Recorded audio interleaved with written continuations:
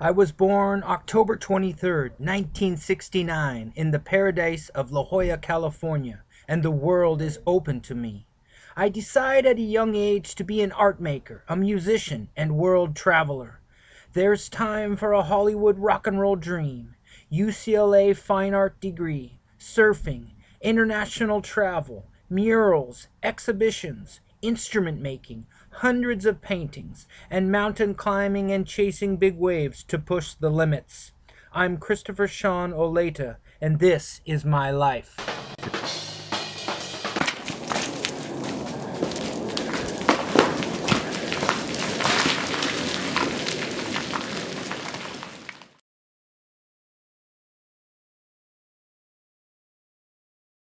Volterra is a spectacular medieval Italian city in Tuscany, with Etruscan history going back 3,000 years.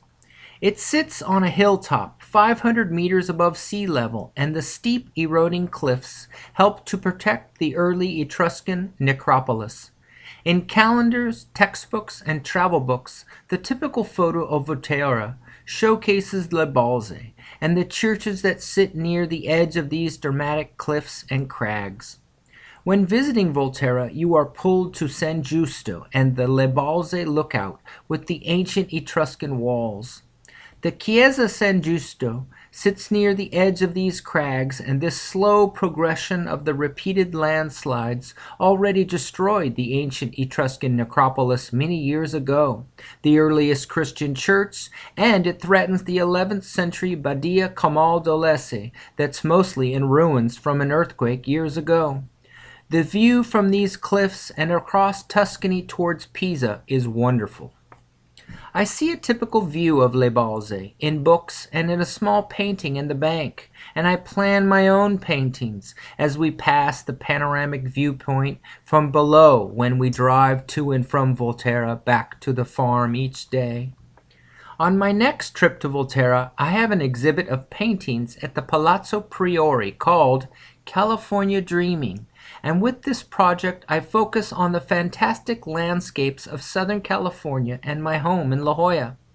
The 100-meter cliffs above Black's Beach, with their open fields and nature trails, frame my experience and my love for painting dramatic landscapes. The exhibit showcases this love for the cliffs of La Jolla and their conceptual mirror I have found here in Volterra and Le Balze. On this December visit, after the usual large lunchtime meal, I head out on foot to explore Le Balze from below.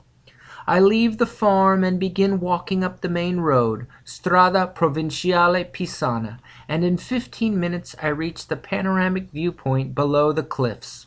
I think there must be a trail up the knife-edged ridge to the Badia above, at least one made by deer or wild boar, and I study the ridge with my mountaineer's eye as I enter the tall wet grass, finding a muddy path quickly rising up the steep ridge.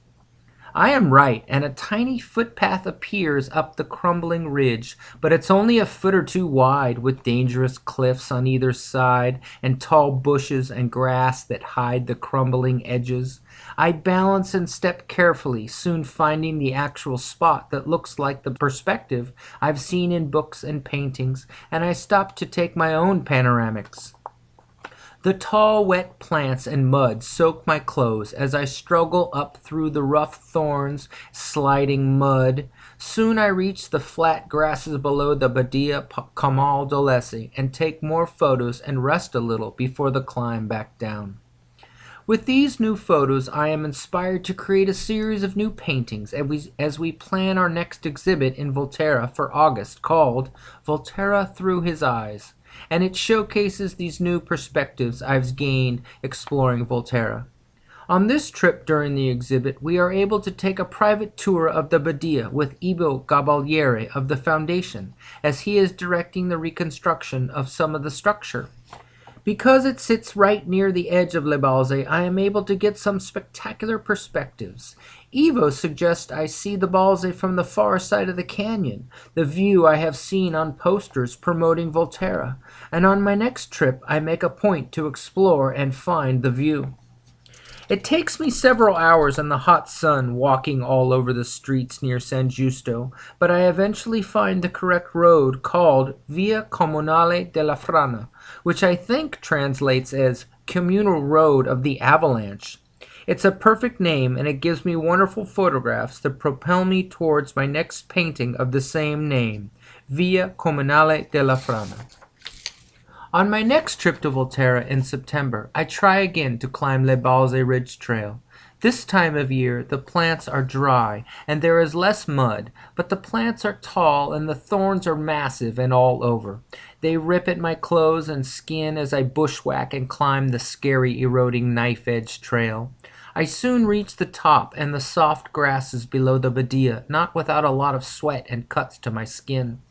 In May of 2011, Evo offers again a tour through the Badia as the restoration continues, and we take the opportunity. But that same year, a small avalanche came crashing down the bottom section of the Balze Trail, pouring across the road, and I am reluctant to give the dangerous, crumbling trail another try. This past year, 2013, a large avalanche tore off the Balze, bringing down with it most of the trail and forest below and destroying a section of the road which remained closed for many months as the city struggled to repair it. From my perspective below, it appears the Balze Trail is mostly gone or reduced to an extremely dangerous knife edge only inches wide that threatens to collapse even more at any minute. And so it goes, the history and drama of Volterra, Les Balze, and the forever eroding cliffs. It looks like it won't be long before the entire Badia Comal d'Olese will come crashing down the cliffs. Come to Volterra and enjoy this magnificent city of Tuscany and view Les Balze yourself from atop the Etruscan walls.